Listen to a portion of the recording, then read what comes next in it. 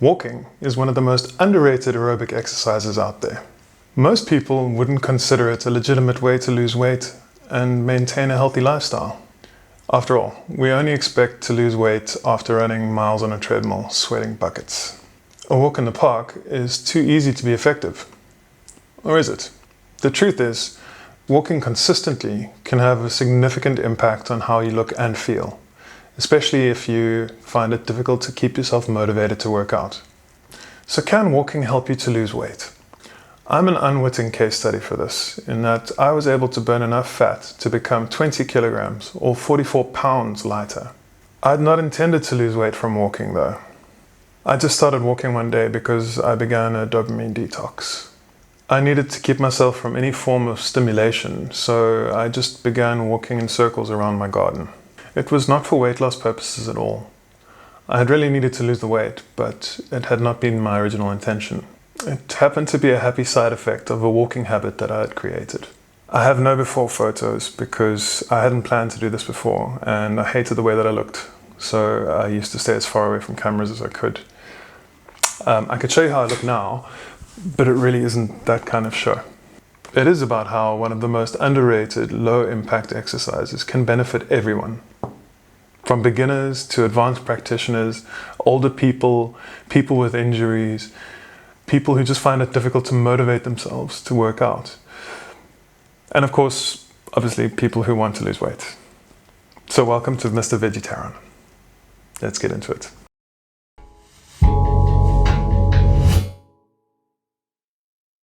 Walking may not be as hard as running, but it's still considered to be a low to moderate form of aerobic exercise.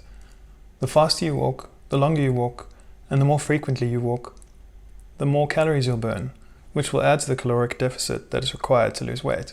One thing that needs to be said is that you can't outwalk a bad diet. A very bad diet will make it difficult, if not impossible, to lose any weight at all. People will often say 90% of weight loss is reliant on your diet. But this is taken out of context, and it devalues the very powerful and positive effects of consistent exercise. There are a lot of studies out there that compare the effects of diet and exercise on weight loss. They often conclude that dieting alone usually results in more weight loss than exercise alone. But after reviewing a number of these studies, researchers realized that in most of these studies, the calories burned were not matched. Sometimes the diet-only groups would be burning thousands of calories per day, but compared to an exercise group only burning hundreds of calories per day. Like this, it's easy to see that the diet-only group would come out on top. So researchers established that when the calories burnt are matched, weight loss is matched. This helped to conclude that exercise alone, without dietary restriction, can be an effective strategy for losing weight. Walking at a moderate to fast pace burns about 150 to 200 calories in 30 minutes. So in an hour, you're burning about 400 calories, and 200 to 400 calories per day can make a significant difference. In one study, participants were instructed to only add 1,000 steps per day, which is only about 10 minutes of extra walking per day, and also without modifying their diets. Their leg strength, blood pressure, and cholesterol levels improved, and they lost weight and visceral belly fat while improving their overall body composition.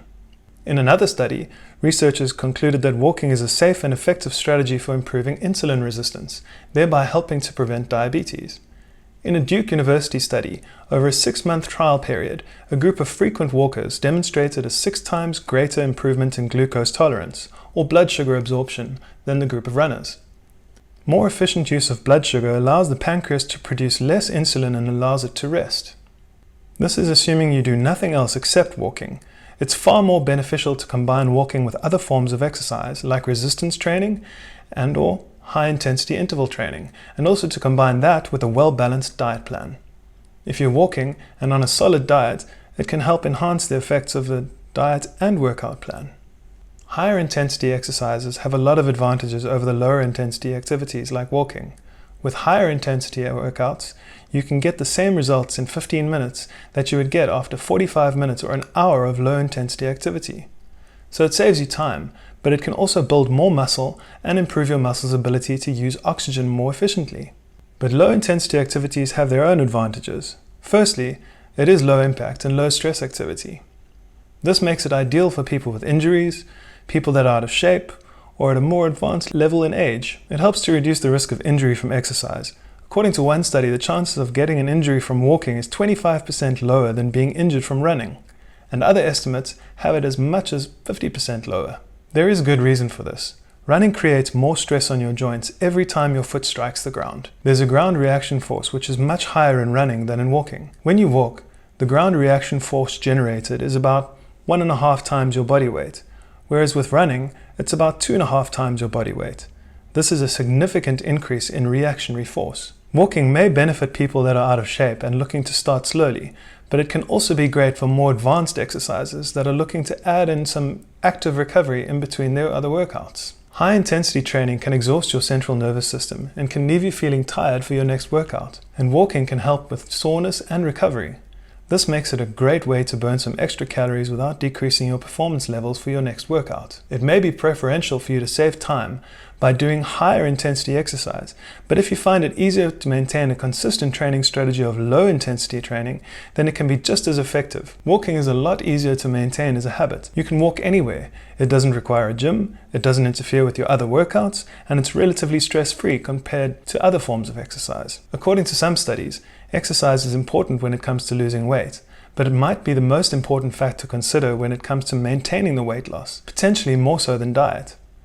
In one study, the researchers stated that the most common method for weight loss is diet, but they also say that diet does not provide a long-term solution.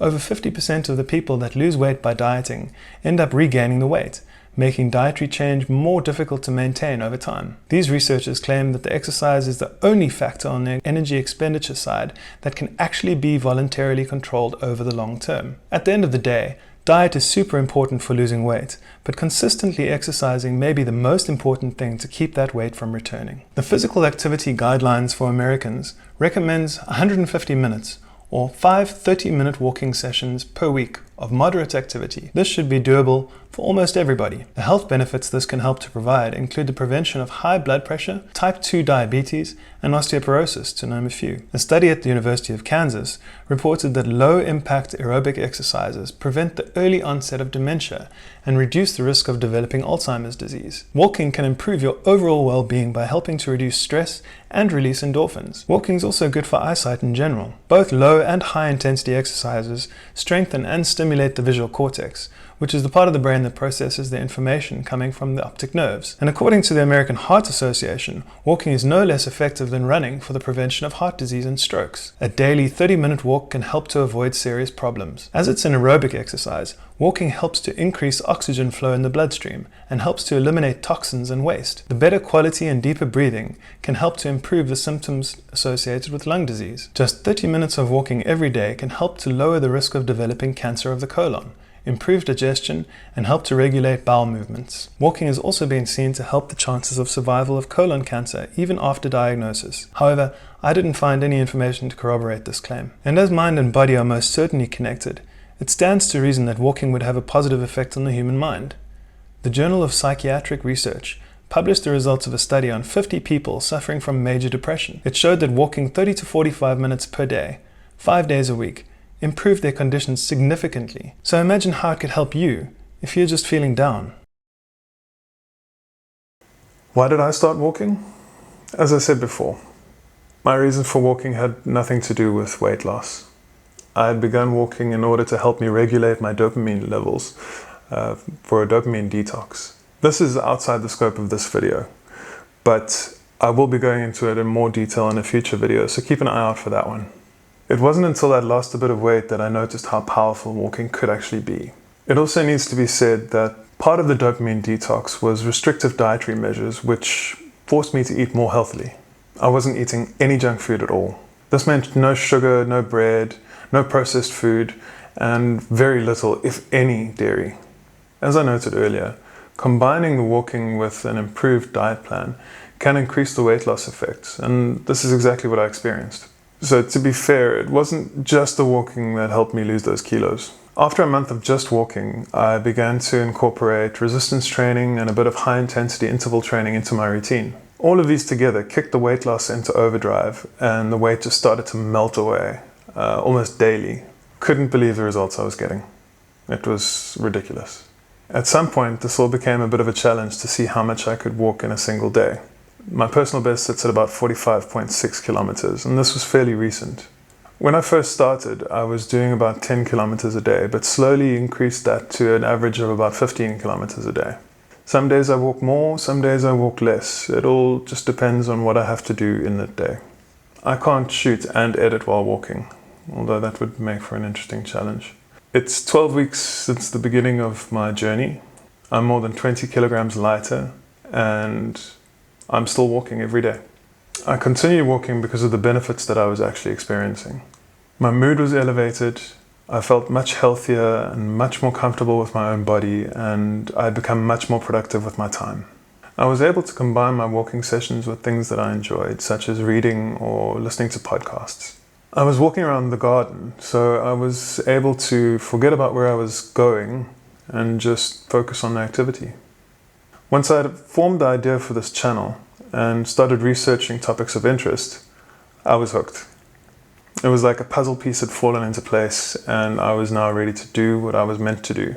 I enjoy the entire process of making these videos, from the research to writing the scripts to shooting, and I do a significant portion of the work, whatever I can, while walking. And I don't know how else to do it now. So what are my recommendations? I don't think walking is for everyone. I know many people won't have the inclination to walk for hours upon hours, and that's fine. It isn't about having to walk for hours upon hours. It's about getting up and going to do something that will benefit you. Something that might help you become more motivated to find something that will work for you. I found walking works with my lifestyle, but I understand that not everybody has the time or the space to be able to walk like I do. It is my hope that this will inspire you to find your own lifestyle change catalyst. Starting off with low physical guidelines can help to motivate you to adopt a healthier lifestyle. It may help you to adopt a better diet, and when you start to see some positive changes from your diet, you may be led to change some other aspects of your lifestyle. Ultimately leading. So get out there and walk for an extra 10 minutes a day and see how you feel. The only effect it can have is a positive one. Otherwise, thanks for joining me today. Keep well. See you in the next one, and peace be the journey.